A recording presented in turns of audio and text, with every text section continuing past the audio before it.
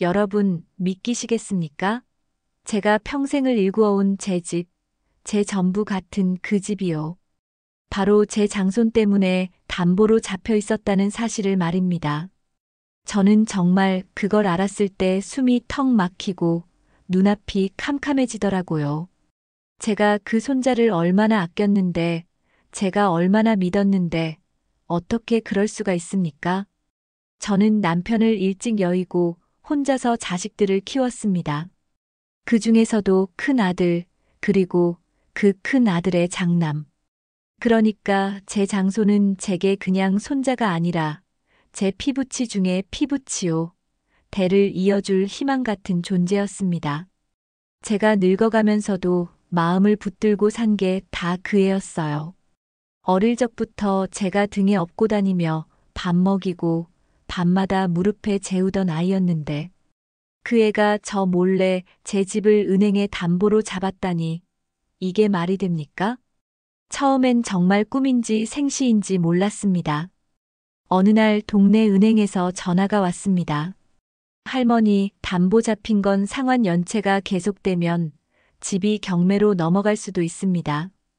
그 말을 듣는데 귀가 멍해지고 가슴이 철렁 내려앉았습니다.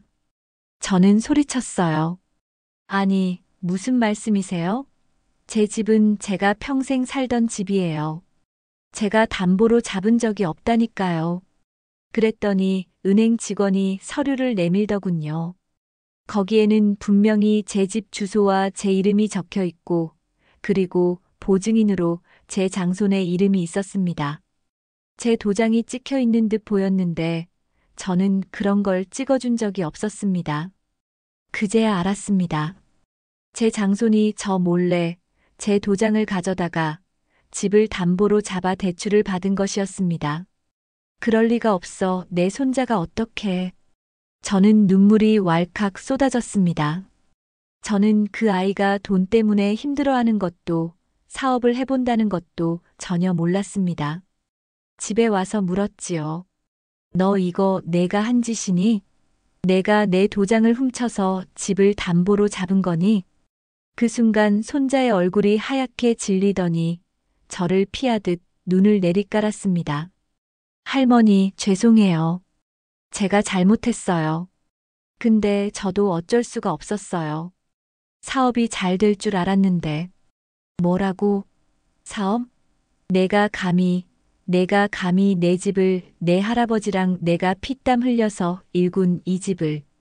저는 손자의 멱살이라도 붙잡고 싶었습니다.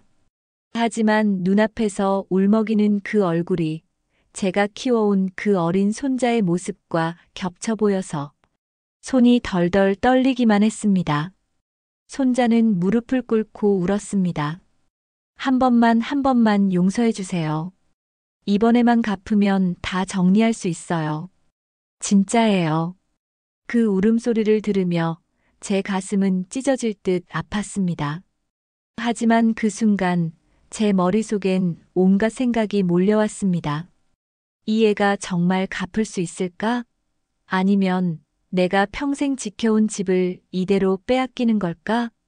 여러분, 그날 저녁 저는 밥 한 술도 못 뜨고 방 한구석에 앉아 있었어요. 제 머릿속은 온통 그 한마디뿐이었죠. 내 집이 담보로 잡혀 있다. 세상이 뒤집히는 듯 했습니다. 자식들 몰래, 그것도 제가 제일 믿었던 장손이 이런 짓을 하다니요. 그날 밤 작은 아들이 집에 왔습니다. 제가 평소엔 눈물이 많지 않은데 그날은 얼굴이 눈물로 범벅이 되어 있었어요. 작은 아들이 깜짝 놀라며 묻더군요. 엄마, 무슨 일이세요? 왜 이렇게 우세요? 저는 떨리는 목소리로 대답했죠. 내 조카가 내 큰형 아들이 우리 집을 담보로 잡았다. 내 도장 훔쳐서. 순간 작은 아들의 얼굴이 굳어졌습니다. 뭐라고요? 장손이 엄마 집을요? 그게 말이 돼요? 저는 서류를 내밀었습니다. 작은 아들은 그것을 보자마자 소리쳤습니다. 이건 명백히 위조잖아요. 엄마 도장은 어떻게 설마 집에서 몰래 가져간 거예요? 저는 고개를 끄덕였습니다. 내 서랍에 넣어뒀던 도장 아마 그걸 훔쳐 쓴 게지. 작은 아들은 분노에 차서 주먹을 꽉 쥐더군요. 그 자식, 내가 가만두지 않겠어요. 엄마 평생 지켜온 집을 가지고 장난을 치다니, 이건 인간이 할 짓이 아니에요. 그때 장손이 문 앞에 서 있었습니다. 눈물이 잔뜩 맺힌 얼굴로 고개를 푹 숙인 채 들어왔죠. 삼촌 제발 한 번만 봐주세요. 저도 살려고 그런 거예요. 사업이 망할 줄 몰랐어요. 이번만 버티면 다시 일어설 수 있을 줄 알았어요. 작은 아들은 그 자리에서 장손을 향해 소리쳤습니다. 입 다물어. 내가 무슨 사업을 하든 왜 할머니를 끌어들이냐? 할머니 집은 내 아버지도 나도 손도 못 대는 집이야. 할머니 평생의 땀과 눈물이 묻은 집이라고. 장손은 무릎을 꿇으며 손바닥을 바닥에 짚었습니다. 죄송해요, 죄송해요 하지만 저도 진짜 살고 싶었어요. 할머니라면 이해해 주실 줄 알았어요. 제가 할머니 제일 사랑하잖아요. 그 말을 듣는데 제 가슴은 또 한 번 찢어지더라고요. 평생 저를 따르던 그 손자가 제 앞에서 울며 애원하는 모습. 하지만 그 눈빛 속에는 두려움뿐 아니라 어딘가 모를 거짓된 그림자도 보였습니다. 작은 아들은 더는 참지 못하고 손자를 밀쳐냈습니다. 사랑한다고? 사랑하는 사람이 할머니 집을 담보로 잡아? 그건 사랑이 아니라 배신이야. 방 안은 순식간에 울음과 고성으로 가득 찼습니다. 저는 손을 떨며 두 사람을 말렸습니다. 그만해라 제발 그만해라 피부치끼리 이러지 마라. 하지만 갈등은 그날로 끝나지 않았습니다. 소문은 금세 온 집안에 퍼졌고 큰아들 내외도 알게 되었습니다. 며느리가 제 앞에 와서 눈물을 글썽이며 말했지요. 어머니 제가 제대로 못 가르쳐서 이런 일이 벌어진 거예요. 죄송해요. 정말 죄송해요. 저는 며느리 손을 붙잡고 말했습니다. 아니다. 내 탓이 아니다. 그 애가 내 손자가 내 집을 담보로 잡을 줄은 꿈에도 몰랐다. 그 순간 큰아들이 불쑥 말했습니다. 어머니, 사실 저도 어느 정도는 알고 있었습니다. 순간 제 심장이 철렁 내려앉았습니다. 뭐라고? 내가 알고 있었다고? 큰아들은 고개를 떨구며 털어놨습니다. 장손이가 사업한다고 하면서 자꾸 돈을 빌려달라고 했습니다.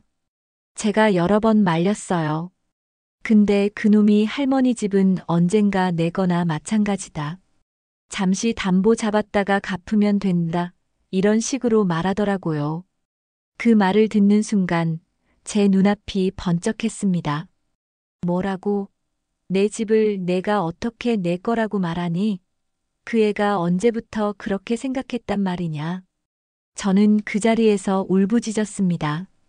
며느리도 통곡했고 작은 아들은 분노로 치를 떨었습니다. 그날 밤 저는 잠을 한숨도 이루지 못했습니다. 눈을 감으면 손자가 제 도장을 몰래 가져가 서류에 찍는 모습이 떠올랐습니다. 그리고 귓가에 자꾸 맴돌았죠. 할머니 집은 어차피 내 거나 다름없다. 여러분, 그 말을 들었을 때의 제 심정이 어떨지 상상이나 하시겠습니까? 제가 평생을 바쳐 지켜온 집을 피부치가, 그것도 제가 가장 아낀 손자가 저를 무시하고 제 존재 자체를 부정하듯 말하는 순간 제 삶의 의미가 산산이 부서지는 것 같았습니다. 하지만 그때는 몰랐습니다. 그 말 뒤에 더 큰 비밀이 숨어 있다는 걸요. 제가 모르는 더 충격적인 진실이 곧 드러나게 될 줄은요. 그 일은 거기서 끝나지 않았습니다. 며칠 뒤 은행에서 또다시 연락이 왔습니다. 목소리가 딱딱하고 차가웠습니다. 할머니, 이건 단순한 가족 문제로 치부할 일이 아닙니다. 연체금이 더 늘어나면 법적으로 경매 절차에 들어갑니다. 그럼 할머니 집은 법원 경매로 넘어가게 됩니다. 그 말을 듣는 순간 저는 손에서 수화기를 떨어뜨릴 뻔했습니다. 제 집이 제가 40년 가까이 살아온 제 집이 경매라니. 저는 떨리는 목소리로 말했습니다. 제발 제발 며칠만, 아니, 한 달만 더 기다려주세요. 제가 해결해 보겠습니다. 제 집은 제 전부예요. 제발 시간을 좀 주세요. 하지만 은행 직원은 냉정했어요. 저희도 규정을 따를 뿐입니다. 원금과 이자를 갚으셔야 합니다. 그렇지 않으면 절차는 진행될 수밖에 없습니다. 그 순간 저는 무릎에 힘이 빠져 그대로 바닥에 주저앉았습니다. 그날 저녁 저는 가족들을 모두 불렀습니다. 작은 아들, 큰아들, 며느리, 그리고 문제의 장손까지. 집안 식탁에 앉아 떨리는 목소리로 말했지요. 너희들 다 들어라. 내 집이 곧 경매에 넘어간단다. 은행에서 벌써 절차에 들어간다고 한다. 순간 작은 아들이 벌떡 일어나 소리쳤습니다. 이게 다 내 때문이야. 내가 할머니 집을 담보로 잡지 않았다면 이런 일도 없었어. 장소는 얼굴이 창백해져 고개를 푹 숙였습니다. 삼촌 저도 정말 몰랐어요. 이렇게까지 될 줄은 그냥 잠깐만 쓰고 다시 갚을 생각이었어요. 작은 아들은 주먹으로 탁자를 내려쳤습니다. 잠깐이라니? 할머니 집은 장난감이야? 내가 갚을 능력이 있니? 내가 뭘 믿고 담보를 잡아? 큰아들이 그제야 끼어들었습니다. 너희 그만해라. 이 일은 이미 벌어진 일이야. 서로 탓한다고 해결되지 않아. 작은 아들이 큰아들을 향해 소리쳤습니다. 형, 당신도 알았다며? 내 아들이 이 짓 하는 거 알면서 왜 말리지 않았어? 왜 엄마한테 숨겼냐고. 큰아들은 말문이 막힌 듯 고개를 숙였습니다. 순간 며느리가 울음을 터뜨렸습니다. 그만 좀 하세요. 저희도 피해자예요. 저도 몰랐어요. 우리 아들이 이렇게까지 할 줄은 몰랐어요. 다 제 탓이에요. 제가 더 제대로 잡아줬어야 했는데. 방 안은 통곡과 고성, 원망으로 가득 찼습니다. 저는 그 자리에서 두 손으로 귀를 막았습니다. 들을 수가 없었어요. 그 순간 느꼈습니다. 가족이란 게 이렇게 허무하게 무너질 수도 있구나. 며칠 뒤 은행 직원이 집까지 찾아왔습니다. 말투는 더 단호했어요. 할머니, 이미 기한은 충분히 드렸습니다. 이제는 법원의 절차를 넘길 수밖에 없습니다. 저는 무릎을 꿇고 빌었습니다.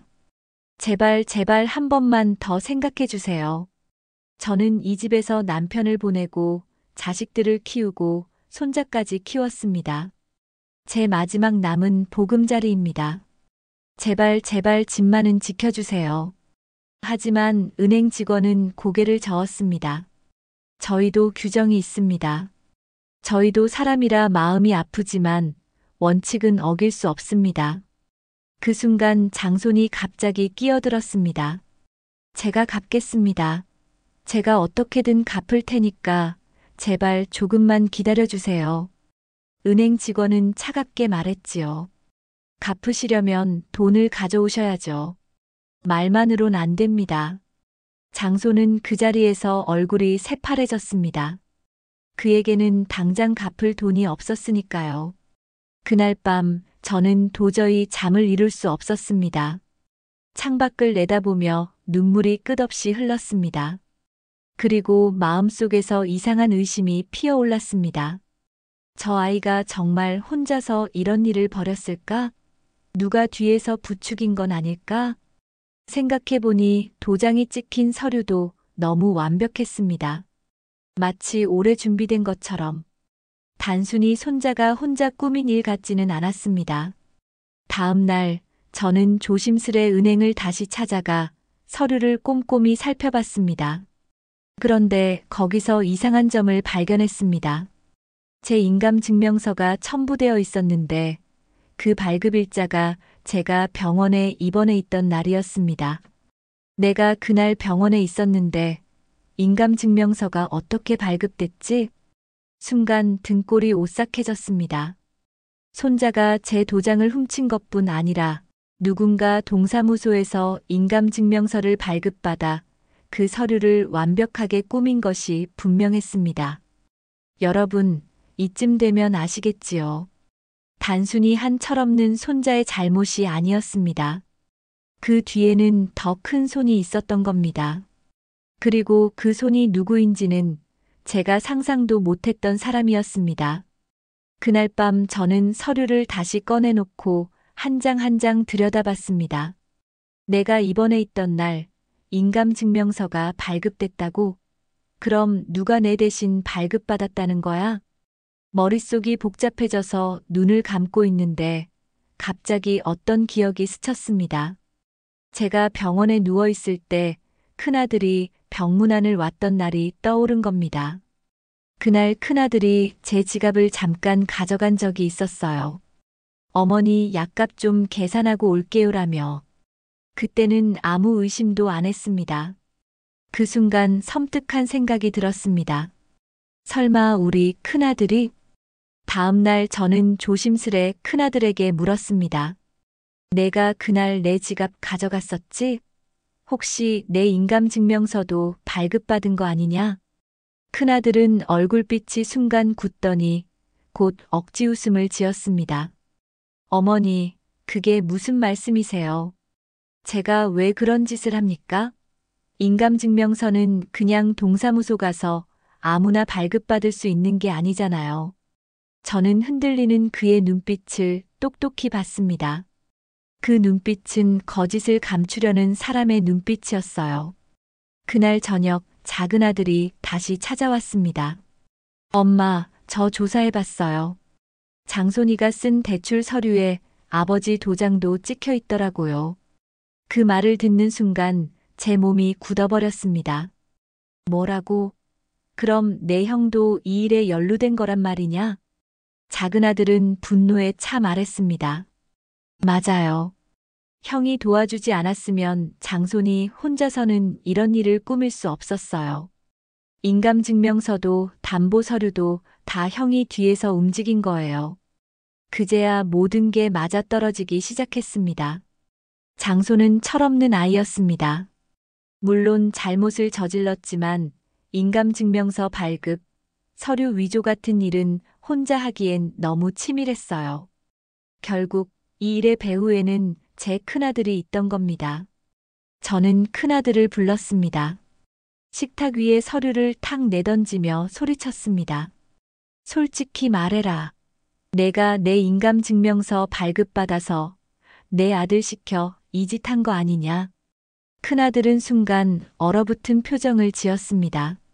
잠시 침묵하다가 한숨을 푹 내쉬더니 드디어 입을 열었습니다.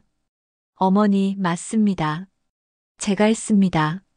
방 안은 찬물을 끼얹은 듯 고요해졌습니다. 며느리는 손으로 입을 막으며 울음을 터뜨렸고 작은 아들은 주먹을 불끈 쥔 채 큰아들을 노려봤습니다. 형이 어떻게 엄마한테 그럴 수가 있어요? 엄마 집을 담보로 잡다니. 그 집은 우리 모두의 뿌리예요. 큰아들은 고개를 떨군 채 말했습니다. 나도 어쩔 수 없었다. 사업이 무너지고 빚쟁이들이 들이닥치는데 집 말고는 담보로 쓸 게 없었다. 하지만 그 집은 언젠가 장손이 물려받을 집이잖아. 그래서 잠시만 담보로 잡은 거다. 저는 소리쳤습니다. 언젠가 물려받을 집이라고? 그게 무슨 소리야? 살아있는 나한테 내가 어떻게 그런 말을 해? 나는 아직 이 집을 지키고 있는 사람이다. 큰아들은 눈을 감으며 중얼거렸습니다. 어머니, 죄송합니다. 하지만 저는 정말 막다른 길에 몰려 있었어요. 여러분, 그 순간 제 가슴이 무너져 내렸습니다. 제가 제일 믿었던 큰아들, 제 기둥 같던 아들이 제 등을 찔렀다는 사실. 손자가 아니라 결국 아버지가 아들을 이용해 저를 속였다는 사실. 그런데 말입니다. 이야기는 여기서 끝나지 않았습니다. 큰아들의 고백 뒤에는 또 다른 진실이 숨어 있었습니다. 그보다 더 충격적인 제가 상상도 못한 진실이. 큰아들이 고개를 숙이고 어머니 죄송합니다. 제가 했습니다. 라고 말했을 때 저는 순간 숨이 막히는 줄 알았습니다. 그 순간 작은아들이 벌떡 일어나 소리쳤습니다. 형, 당신이 제정신이야? 엄마 집을 담보로 잡았다고? 당신은 아들이 아니라 도둑이야. 큰아들은 고개를 떨군 채 중얼거렸습니다. 나도 어쩔 수 없었다고 했잖아. 빚쟁이들이 칼 들고 들이닥치는데 내가 어떻게 하겠어? 잠깐만 버티면 된다고 생각했어. 작은아들은 책상을 쾅 치며 소리쳤습니다. 잠깐? 잠깐이라니. 그 잠깐 때문에 엄마가 평생 지켜온 집을 잃을 뻔했어. 내가 아버지야? 장손이 철없는 짓을 할 때 말려야 할 부모가 오히려 같이 꾸며. 큰아들은 아무 말도 하지 못했습니다. 방 안에는 긴 침묵만이 흘렀습니다. 그때 며느리가 떨리는 목소리로 나섰습니다. 사실은 저도 알고 있었습니다. 모두가 그녀를 바라봤습니다. 뭐라고? 당신도? 작은아들이 소리쳤습니다. 며느리는 눈물을 흘리며 무릎을 꿇었습니다. 저는 말리지 못했어요. 남편이 빚에 시달리며 무너져가는 걸 매일 보는데 제가 차마 막을 수가 없었습니다. 장손 이름을 잠깐 빌리면 된다고 하길래 저도 눈을 감았어요. 저는 며느리를 붙잡고 외쳤습니다. 내가 어떻게 그럴 수 있니? 너는 나랑 같이 이 집에서 20년을 살았잖아. 내가 내 마음을 제일 잘 아는 사람이잖아. 며느리는 울부짖으며 고개를 숙였습니다. 죄송합니다. 어머니, 저는 그냥 가족이 함께 무너지지 않길 바랐습니다. 그 순간 장손이 벌떡 일어나 소리쳤습니다. 그만해. 나 혼자 다 뒤집었을 테니까. 내가 다 잘못했어요. 내가 할머니 도장도 훔치고 서류도 준비했어요. 아빠는 몰라요. 엄마도 몰라요. 그냥 제가 다 했어요. 방 안이 술렁였습니다. 작은아들이 소리쳤습니다. 뭐야? 너 아까는 내 아빠가 했다고 하지 않았어? 왜 말을 바꿔? 너 지금 누구를 지키려고 거짓말하는 거냐? 저는 손자의 눈빛을 똑바로 바라봤습니다. 그 눈에는 공포와 혼란이 뒤섞여 있었습니다. 그리고 순간 깨달았습니다. 이 애는 지금 뭔가를 숨기고 있구나. 누군가를 지키려고 거짓말하고 있구나. 며칠 뒤 저는 우연히 동네 슈퍼에서 오래 알고 지내던 이웃 할머니를 만났습니다. 그분이 제 손을 붙잡고 말했어요. 아이고, 그 집 얘기 들었어요. 그런데 말이에요. 몇 달 전에 작은 며느리가 은행 쪽 사람하고 같이 있는 걸 내가 본 적이 있어요. 순간 제 귀가 번쩍 뜨였습니다. 작은 며느리? 은행 사람하고 같이 있었다고요? 그 할머니는 고개를 끄덕였습니다. 맞아요. 서류 같은 걸 주고받던데 난 그게 뭐라 몰랐지. 근데 지금 생각하니 혹시 그게. 그 말을 듣는 순간 제 머리가 쭉 뼈서며 소름이 돋았습니다. 저는 집에 돌아와 작은 며느리를 불렀습니다. 조심스레 물었지요. 내가 은행 사람이랑 만난 적이 있다지. 그게 무슨 일이냐? 작은 며느리의 얼굴빛이 순식간에 하얗게 질렸습니다. 어머니, 그게 저는 그냥 형님네가 힘들다길래 도와주려고. 작은아들이 그 말을 듣고 분노에 차소리쳤습니다. 뭐라고? 내가 이 일에 끼어든 거야? 형네 편을 들어서?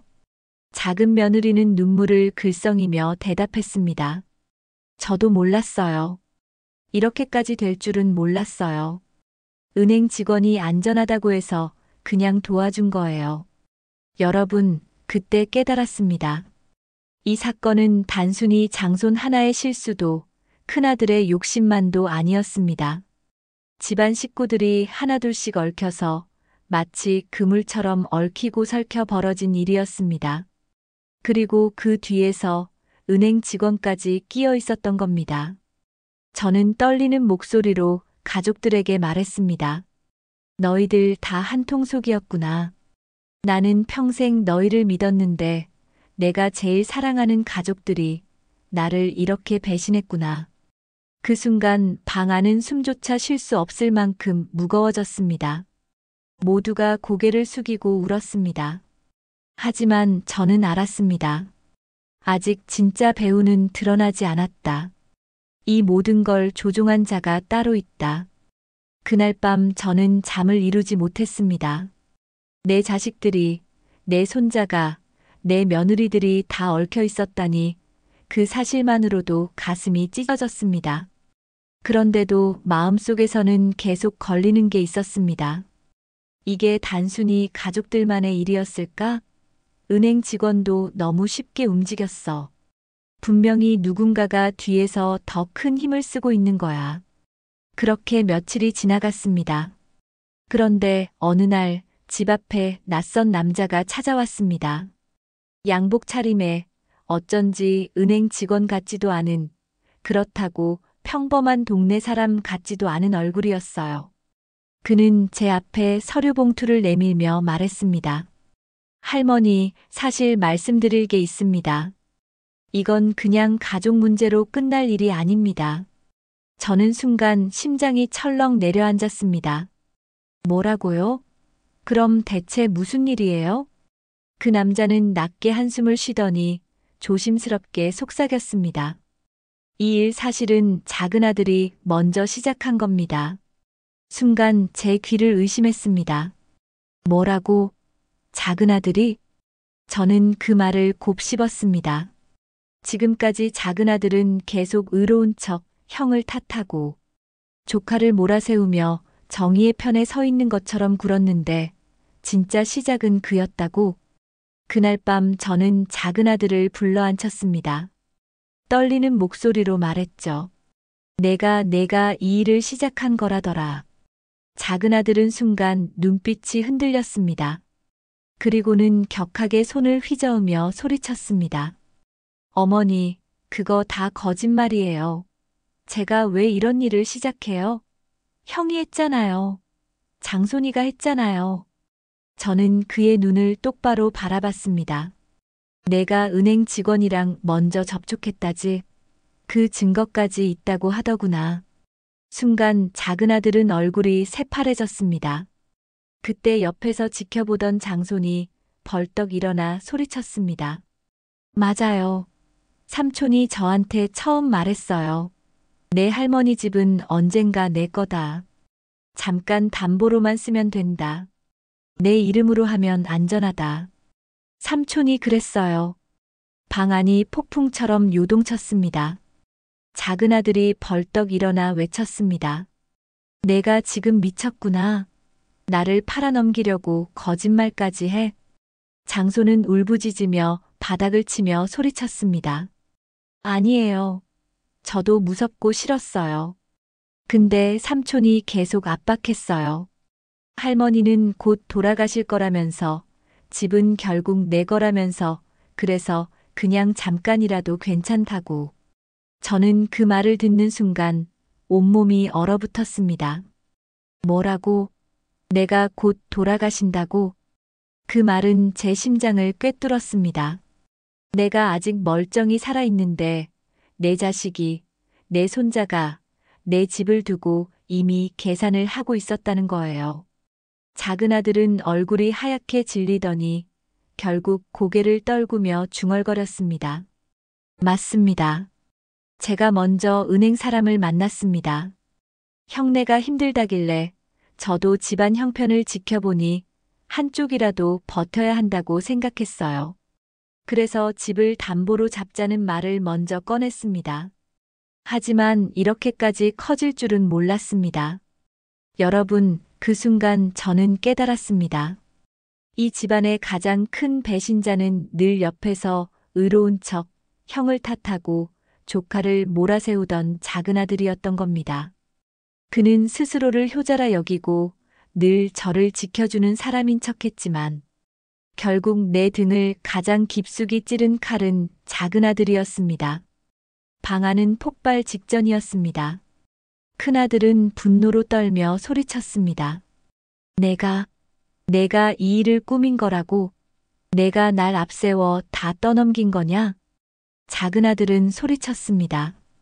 형, 당신도 똑같잖아. 결국 서류에 도장 찍은 건 당신이잖아. 우리 둘 다 죄인이야. 장소는 울부짖으며 외쳤습니다. 다 싫어요. 전부 다. 할머니 집은 할머니 건데 왜들 이렇게 욕심 부려요. 전부 다 욕심 때문이잖아요. 저는 그 자리에 무너져 주저앉았습니다. 내가 너희를 어떻게 키웠는데, 내가 피땀 흘려 지켜온 집이 결국 이렇게 가족들 욕심의 먹잇감이 될 줄이야. 여러분, 그 순간 저는 깨달았습니다. 집이란 건 벽돌과 지붕만이 아니었습니다. 그 안에 담긴 사람의 마음이 집이었던 겁니다. 그런데 제 가족들은 그 마음을 무너뜨렸습니다. 그리고 아직 끝이 아니었습니다. 작은 아들의 뒤에는 또 다른 그림자가 있었습니다. 은행 직원이 흘린 말 한마디가 제 뇌리에 맴돌았으니까요. 이 모든 걸 처음부터 지시한 건 가족이 아닌 다른 사람이었습니다. 여러분, 그날 저는 은행에 다시 찾아갔습니다. 모든 서류를 다시 확인하고 싶었거든요. 그런데 그때 담당 직원이 조심스럽게 제게 다가와 말했습니다. 할머니, 사실 저도 마음이 편하지 않습니다. 말씀드리면 제가 곤란해질 수도 있지만 이건 그냥 넘어갈 수가 없네요. 저는 숨을 죽이며 물었습니다. 뭔데요? 뭐가 더 있는 거예요? 그 직원은 주위를 살피더니 목소리를 낮췄습니다. 처음부터 이 담보건을 주선한 사람은 가족이 아니었습니다. 외부에서 따로 부탁이 들어왔습니다. 저희 지점장에게 직접 압력이 내려왔습니다. 저는 깜짝 놀라 되물었습니다. 외부에서? 대체 누가요? 직원은 잠시 머뭇거리더니 한마디 했습니다. 당신 둘째 사위입니다. 그 말을 듣는 순간 눈앞이 번쩍했습니다. 뭐라고? 내 둘째 사위? 저는 순간 머릿속이 하얗게 변했습니다. 작은 아들 부인이 아니라 제 딸의 남편, 즉, 제 둘째 사위가 배우였던 겁니다. 그날 밤 저는 둘째 딸을 불렀습니다. 떨리는 목소리로 물었죠. 내 남편이 내 집 담보 문제에 끼어들었다지? 사실이니?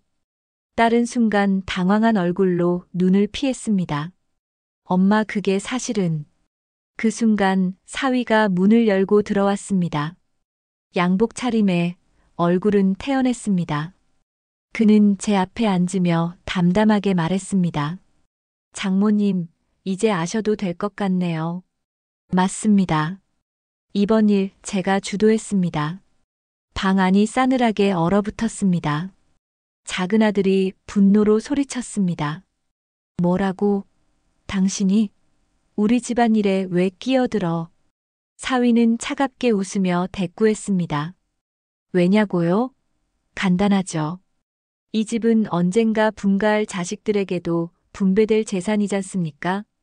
그런데 형제들만 다 해먹겠다고요? 전 못 봅니다. 저는 충격에 손이 덜덜 떨렸습니다. 너는 사위다. 내가 무슨 권리로 내 집을 건드려? 내가 왜 내 도장을 흉내내고 은행까지 움직여? 사위는 태연히 웃으며 말했습니다. 권리요? 전 장모님 댁 사위 아닙니까? 장모님 돌아가시면 어차피 제 아내 몫도 생기는 거죠. 그럼 저도 간접적으로 주인이 되는 거나 마찬가지 아닙니까? 그 말을 듣는 순간 제 심장이 찢어질 듯 아팠습니다. 살아있는 날 집은 내 거다. 내가 살아있는데 내가 무슨 주인 타령을 해. 사위는 비웃듯 말했습니다. 장모님, 세상 그렇게 안 굴러갑니다. 지금은 재산을 누가 먼저 손에 쥐느냐의 싸움이에요. 어차피 돌아가실 날이 머지 않았다고 생각했죠. 그래서 미리 움직였습니다. 가족들이 다 얽히도록 만들면 아무도 장모님 편에 설 수 없게 되니까요. 방 안은 분노와 충격으로 가득 찼습니다. 큰아들은 이를 갈며 소리쳤습니다. 내가 이 모든 걸 꾸민 거였어? 우리를 서로 싸우게 만들고 엄마까지 몰락시키려 한 게. 사위는 의자에 몸을 기대며 태연하게 말했습니다. 내 형제들이나 당신 어머니나 전부 내 계산 속이었죠. 욕심 때문에 다들 움직였잖아요. 난 그냥 판을 깔아줬을 뿐입니다. 여러분, 그 순간 저는 깨달았습니다. 이 사건의 진짜 배우는 내 사위였습니다. 피도 섞이지 않은 사위가 돈과 욕심 때문에 제 집을 노리고 가족들을 서로 싸우게 만든 거였습니다. 저는 사위를 똑바로 노려보며 말했습니다. 내가 내 집을 빼앗으려고, 내가 내 가족들을 갈라놓으려고, 내가 그렇게 만만했니? 사위는 코웃음을 치며 대꾸했습니다. 만만한 게 아니라 예측 가능한 거였죠. 결국 돈 앞에서는 다들 무너졌으니까. 그 순간 저는 무너지는 듯 했지만 동시에 마음속 깊은 곳에서 불이 타오르기 시작했습니다. 안 돼. 이대로는 절대 내 집을 잃을 수 없다. 내 가족이 이렇게 망가지도록 내버려 둘 수 없다. 이제는 내가 직접 나서야 한다. 사위의 뻔뻔한 말이 제 귀에 메아리처럼 울려 퍼졌습니다. 돈 앞에서는 다 무너진다. 난 그냥 판을 깔아줬을 뿐이다. 그 순간 저는 더는 참고 있을 수가 없었습니다. 이 못된 것아, 내가 사람의 양심을 가지고 태어난 게 맞느냐? 내가 살아있는데 어떻게 내 집을 내 마음대로 탐낼 수 있단 말이냐? 사위는 태연히 웃었습니다. 장모님, 너무 흥분하지 마세요. 이건 다 합법적인 절차를 밟은 겁니다. 담보로 잡은 것도 은행 대출도 전부 서류상으로는 문제가 없어요. 장모님 도장과 인감증명서가 있으니까요. 법적으로 따져도 할머니는 그냥 보증인일 뿐입니다. 그 말에 제 몸이 부들부들 떨렸습니다. 내가 내 도장을 훔쳤었으면서도 그게 합법이라고. 저는 더는 지체할 수 없었습니다. 다음 날 아침 저는 구청을 찾아가 인감 발급 내역을 조회했습니다. 그리고 확인했습니다. 제 인감 증명서를 발급받은 날짜와 시간, 그리고 발급 창구에 서 있던 사람이 둘째 사위였다는 사실을요. 저는 증거를 손에 쥔 채로 법률구조공단을 찾아갔습니다. 젊은 변호사가 제 얘기를 다 듣더니 단호하게 말했습니다. 할머니, 이건 명백히 사문서 위조와 사기죄에 해당됩니다. 은행이 공모했을 가능성도 있고요. 소송으로 가셔야 합니다. 저는 떨리는 목소리로 말했습니다. 제가 이 나이에 법원까지 가야 한단 말입니까? 변호사는 따뜻하게 미소 지으며 대답했습니다. 할머니, 집을 지키시려면 방법은 그것뿐입니다. 할머니 혼자가 아니에요. 저희가 도와드리겠습니다. 그 소식을 들은 가족들은 각자 반응이 달랐습니다. 큰아들은 울며 말했습니다. 엄마, 제가 잘못했습니다. 이제라도 제가 나서서 돕겠습니다. 작은아들은 고개를 떨구며 중얼거렸습니다. 저도 죄인입니다. 하지만 사위만은 그냥 놔둘 수 없습니다. 저도 엄마 곁에서 싸우겠습니다. 장소는 무릎을 꿇고 펑펑 울었습니다. 할머니, 제가 바보였어요. 다 제 욕심이었어요. 이제라도 제가 벌을 받겠습니다. 하지만 제발 집만은 지켜주세요. 그리고 드디어 법원에서 첫 재판이 열렸습니다. 은행 측, 사위 측, 그리고 저와 변호사. 재판장은 차갑게 서류를 넘기며 말했습니다. 이 사건은 사문서 위조, 사기 혐의가 적용될 수 있습니다. 피고인 측은 뭐라고 변호합니까? 사위는 태연히 대답했습니다. 장모님이 저에게 위임하신 겁니다. 저는 정당한 절차를 밟았습니다. 은행도 확인했습니다. 그 말에 제가 벌떡 일어나 외쳤습니다. 거짓말입니다. 나는 단 한 번도 위임한 적이 없습니다. 내 도장을 내 손으로 찍은 적이 없습니다. 저놈이, 저 사위가 다 꾸민 겁니다. 재판장은 저를 진정시키며 말했습니다. 할머니 감정은 나중에 말씀하시고 증거를 제출하십시오. 변호사가 준비해둔 인감 발급 기록을 제출했습니다. 그리고 증언인으로 동사무소 직원이 나와 말했습니다. 전날 실제로 창구에는 할머니가 아니라 사위가 와 있었습니다. 본인 확인 절차가 미흡했던 건 사실입니다. 순간 재판정이 술렁였습니다. 사위의 얼굴이 굳어졌습니다. 여러분, 그 순간 느꼈습니다. 아직 희망이 있다. 진실은 결국 드러난다.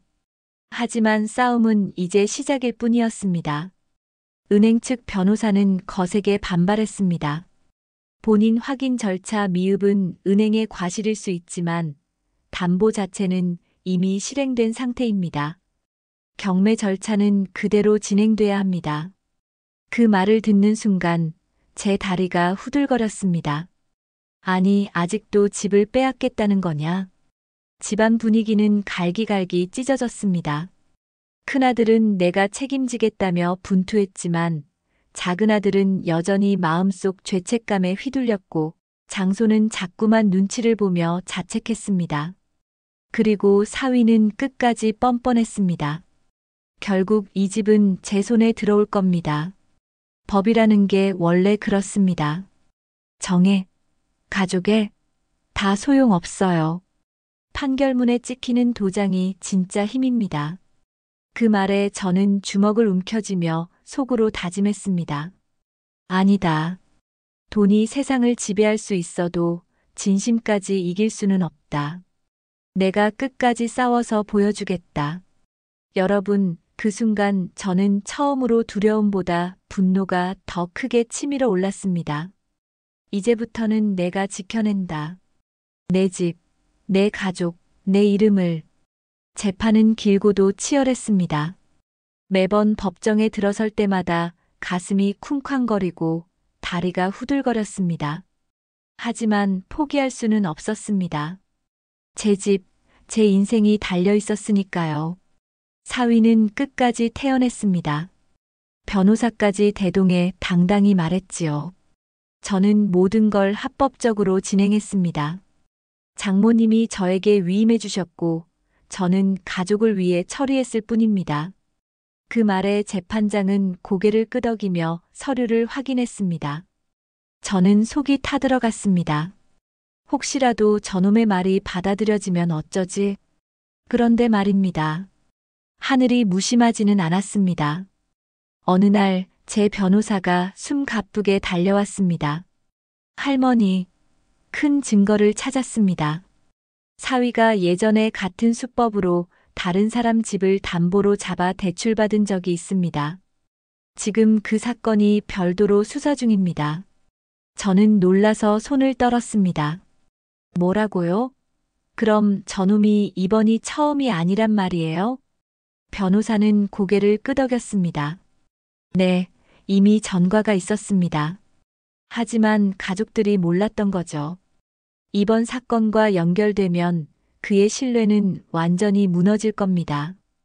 드디어 다음 재판에서 검찰 측이 사위의 전과를 증거로 제시했습니다.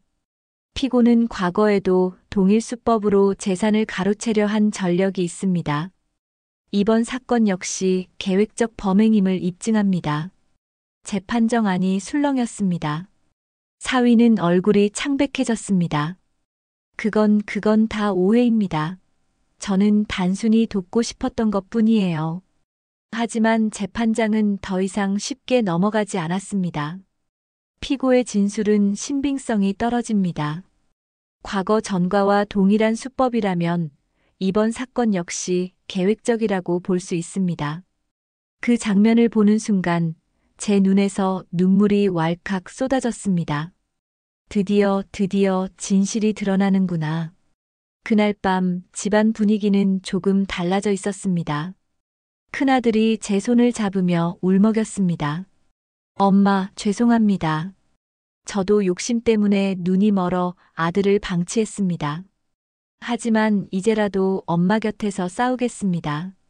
작은 아들도 무릎을 꿇으며 말했습니다. 엄마, 저도 죄인입니다. 처음부터 사위 말에 넘어가 어리석은 짓을 했습니다. 하지만 이제라도 함께 싸우겠습니다. 장손은 고개를 떨구며 울었습니다. 할머니, 제가 제일 큰 잘못을 했어요. 제 눈앞 욕심만 보느라 할머니 마음을 짓밟았어요. 용서 안 해주셔도 괜찮아요. 하지만 제발 집만은 꼭 지켜주세요. 저는 그 말을 들으며 가슴이 미어졌습니다. 얘들아, 내 잘못을 인정할 줄 아는 게 그게 진짜 사람이 되는 거다.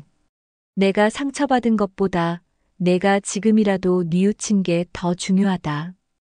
여러분, 그날 저는 처음으로 희망을 봤습니다. 가족들이 서로를 원망하던 입에서 미안하다는 말이 나오기 시작했으니까요. 하지만 사위는 여전히 물러서지 않았습니다. 그는 법정을 나서며 저를 노려보며 말했습니다. 장모님, 아직 끝난 게 아닙니다. 법은 돈과 권력을 가진 자 편에 서는 겁니다. 제가 어떻게든 빠져나갈 겁니다. 저는 그의 눈을 똑바로 쳐다보며 말했습니다. 아니다. 진심과 정의는 돈보다 강하다. 이번엔 내가 끝까지 보여줄 거다. 재판은 이제 결론을 향해 달려가고 있었습니다. 저는 더 이상 무서워 떨던 노인이 아니었습니다. 가족들과 함께 싸우는 꺾이지 않는 어머니이자 할머니가 되어 있었습니다. 재판의 날이 다가왔습니다. 그날 법정 안은 숨이 막힐 정도로 긴장감이 흘렀습니다. 판사가 마지막 판결문을 읽어 내려갔습니다. 본 재판부는 피고인의 행위가 명백한 사기 및 사문서 위조에 해당한다고 판단한다. 은행 또한 본인 확인 절차를 소홀히 한 책임이 있다. 따라서 담보계약은 무효이며 원고의 주거권은 보장된다. 피고는 징역 3년에 처한다. 순간 법정 안이 술렁였습니다. 사위의 얼굴은 순식간에 하얗게 질리더니 결국 바닥에 털썩 주저앉았습니다. 말도 안 돼, 이렇게 끝날 리가 없어. 난 빠져나갈 수 있다고 했는데. 저는 눈물이 왈칵 쏟아졌습니다. 내 집이다, 내 집을 지켜냈다. 그 순간 옆에서 큰아들이 제 손을 꼭 잡으며 말했습니다. 엄마, 정말 죄송합니다. 제 욕심 때문에 엄마를 이렇게 고생하게 만들었네요. 다시는 이런 일 없을 겁니다. 작은 아들도 고개를 숙이며 말했습니다. 엄마, 저도 제 잘못을 인정합니다.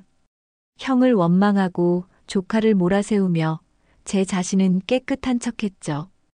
하지만 결국 저도 같은 죄인이었습니다. 장손은 무릎을 꿇고 울부짖었습니다. 할머니, 제 잘못이 제일 큽니다. 저는 평생 할머니 사랑만 받고 자랐는데 그 사랑을 이렇게 짓밟았어요. 다시는 용서받지 못할지도 모릅니다. 그래도 앞으로는 달라질게요. 진짜 사람이 되겠습니다. 저는 손자의 두 손을 잡고 떨리는 목소리로 말했습니다. 얘야, 잘못을 인정하고 다시 일어서는 게 진짜 용기다. 내가 너를 용서하는 건 내가 내 손자이기 때문만이 아니라 내가 지금이라도 올바른 길을 선택했기 때문이다. 그날 이후 집안에는 조금씩 평화가 찾아왔습니다. 처음에는 어색하고 서로 눈도 마주치기 힘들었지만 시간이 지나면서 가족들은 서서히 다시 대화를 시작했습니다. 식탁에 둘러앉아 밥을 먹을 때 큰아들이 먼저 말문을 열었습니다. 엄마, 이번 일로 제가 뼈저리게 배웠습니다. 집은 그냥 벽돌과 지붕이 아니라 엄마의 삶이고 우리 모두의 뿌리라는 걸요. 작은 아들이 고개를 끄덕이며 덧붙였습니다. 저도요. 그동안 형제끼리 서로 탓만 했는데 결국 욕심이 우리를 망쳤던 겁니다. 이제라도 정신 차리겠습니다. 장소는 밥 한 숟가락을 뜨며 울먹였습니다. 할머니, 이제부터는 제가 할머니를 지킬 거예요. 제 욕심이 아니라 할머니의 마음을요. 저는 미소 지으며 대답했습니다. 그래, 그게 사람이 사는 길이다. 집이란 건 결국 사람이 지키는 거지, 돈이 지키는 게 아니다. 여러분, 저는 이번 일을 통해 뼈저리게 배웠습니다. 사람은 돈 때문에 무너질 수도 있고, 욕심 때문에 서로를 찌를 수도 있습니다. 하지만 결국 사람을 다시 일으켜 세우는 것도 사람의 마음이더군요. 저는 제 집을 지켜냈습니다. 하지만 그보다 더 소중한 걸 되찾았습니다. 가족이 다시 서로의 잘못을 인정하고 조금씩이라도 마음을 돌릴 수 있다는 희망을요. 마지막으로 이 말을 꼭 드리고 싶습니다. 집은 벽돌과 지붕으로 세워지는 게 아니라 서로의 진심으로 세워지는 것이다. 돈은 잠시 삶을 흔들 수 있지만 끝내 사람을 살리는 건 사랑과 양심이다. 여러분, 제 얘기가 누군가에게 작은 깨달음이 되길 바랍니다. 혹시 지금 가족 문제로 힘들어하고 계신 분이 있다면 꼭 기억하세요. 돈은 다시 벌 수 있지만 가족과 사람의 마음은 한 번 잃으면 되찾기 어렵습니다. 그러니 오늘만큼은 서로에게 미안하다, 고맙다, 사랑한다, 그 말을 꼭 전해주십시오. 그게 집을 지키는 진짜 힘이니까요.